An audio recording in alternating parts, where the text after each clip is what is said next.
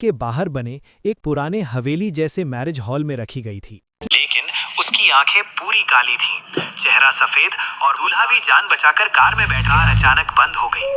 सड़क पर घना कोई दूल्हा मुझे छोड़कर नहीं। आज भी शादी के मौसम में रात 12 बजे उस जगह से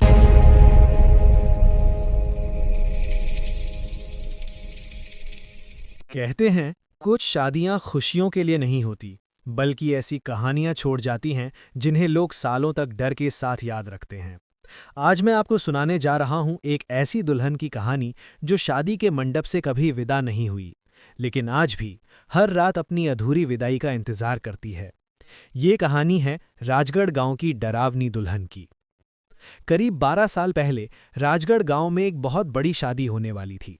पूरा गांव रोशनी से जगमगा रहा था, ढोल नगाड़े बज रहे थे, हर तरफ खुशियों का माहौल था। दुल्हन का नाम था निशा। उसकी सुंदरता की चर्चा पूरे इलाके में थी। लोग कहते थे, इतनी खूबसूरत दुल्हन गांव में पहले कभी नहीं आई। शादी शहर के बाहर बने एक पुराने हवेली जैसे मैरिज हॉल में रखी गई थी, लेकिन उस जगह के बारे में गांव वाले कहते थे, वहां रात के बाद रुकना अच्छा नहीं। कहा जाता था कि उस हवेली में पहले भी कई अजीब घटनाएं हो चुकी थीं, लेकिन शादी की खुशी में किसी ने इन बातों पर ध्यान नहीं दिया। बारात आई, ढोल बजे, नाच गाना शुरू हुआ। सब कुछ बिल्कुल परफेक्ट था। दूल्हा मंडप में बैठ चुका था और निशा अपनी शादी के जोड़े में विदाई का इंतजार कर रही थी। लेकिन आधी रात के बाद अचानक पूरे मैरिज हॉल की बिजली चली गई। चारों तरफ गहरा अंधेरा छा गया और तभी दुल्हन के कमरे से किसी के रोने की आवाज आने लगी। जब लोगों ने डरते हुए दरवाजा खोला, कमरा खाली था। निशा गायब थी। सिर्फ उसकी लाल चुनरी जमीन पर पड़ी थी और आईने पर उंगलियों से लिखा था, मुझे जाने मत दो। पूरा माहौल डर में बदल गया। सब लोग दुल्हन को ढूंढने लगे। तभी पीछे वाले पुराने कमरे से पायल की आवाज आई, छन छन छन। जब लोग उस कमरे में पहुंचे, उन्होंने देखा दुल्हन आईने के सामने खड़ी थी, लेकिन उसकी आंखें पूरी काली थीं, चेहरा सफेद और मुस्कान डरावनी। उसने भारी आवाज में कहा, मेरी शादी अधूरी रह गई थी। ये सुनते ही सब लोग डरकर भाग गए।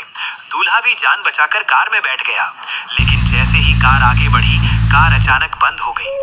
सड़क पर घना कोहरा फैल गया और धीरे धीरे लाल जोड़े में दुल्हन कार के सामने आकर खड़ी हो गई। उसका सिर झुका हुआ था और हाथ में टूटी हुई वरमाला थी। वो धीरे से बोली, अब कोई दूल्हा मुझे छोड़कर नहीं जाएगा। अचानक वो गायब हो गई। अगले दिन से उस मैरिज हॉल को हमेशा के लिए बंद कर दिया गया। कोई वहां जाना नहीं चाहता था। आज भी गांव वाले कहते हैं, आज भी शादी के मौसम में रात 12 बजे उस जगह से पायल और रोने की आवाज आती है और कभी-कभी लाल जोड़े में एक दुल्हन सड़क किनारे खड़ी दिखाई देती है, जैसे वो आज भी अपनी अधूरी विदाई का इंतजार कर रही हो। अगर कभी रात में राजगढ़ गांव के उस रास्ते से गुजरना और पायल की आवाज सुनाई दे, तो पीछे मुड़कर मत देखना।